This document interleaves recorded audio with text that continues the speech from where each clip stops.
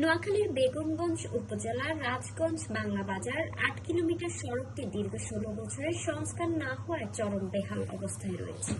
সড়কের বিভিন্ন স্থানে বড় বড় গর্ত, ভাঙাচোরা অংশ ও অসমতল পিচের কারণে প্রতিনিয়ত ঘটছে দুর্ঘটনা।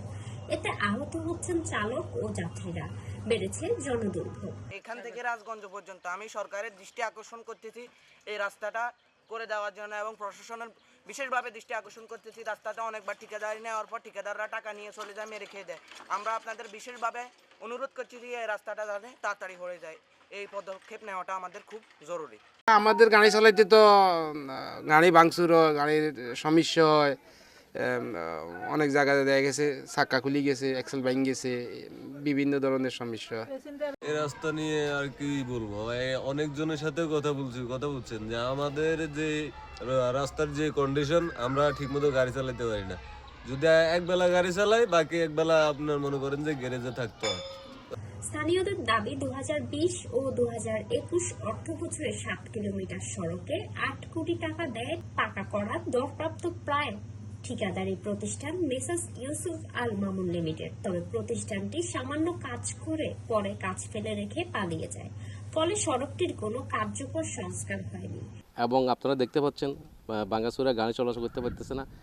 আমরা সরকারের প্রতি আমাদের অনুরোধ রইল, এই সমাজের এই ইউনিয়নের মানুষের পক্ষ থেকে এই রাস্তাটা যেন দ্রুত কার্যকর করা হয়, আমাদের সবাইকে যেন এই ভোগান্তি থেকে উদ্ধার করা হয়।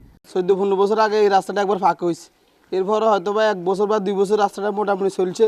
এরপর থেকে এখন আজকে প্রায় ২৪ সাল পর্যন্ত এই রাস্তাটার বাংলা বাজার থেকে রাজগঞ্জ পর্যন্ত এমন এক অবস্থা যে একটা অটো আসিয়ে বাংলা বাজার বা মজনুরহাট যাবে এরকম কোনো অবস্থা নাই।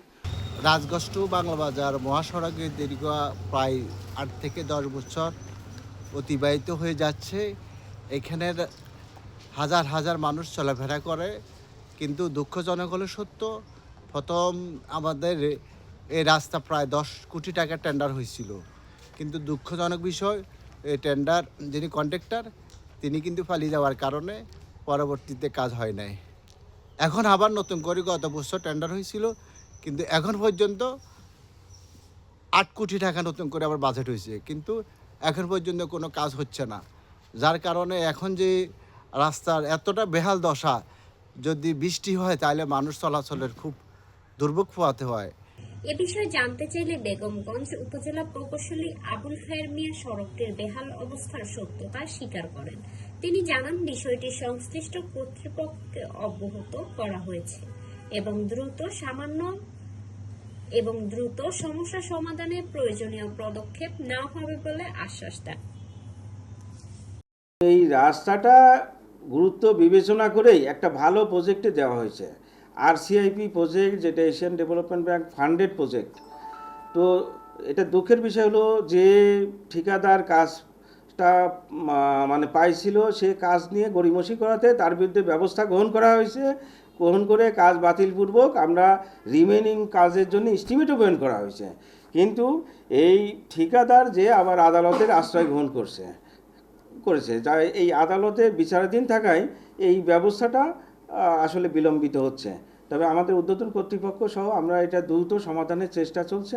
আশা করি অতি দ্রুত এটা সমাধান সম্ভব হবে। আমরা আশা করি ৫-৬ মাসের মধ্যে এটা সম্ভব হবে হয়তো বা পুনঃ কাজে প্রেরণ করা।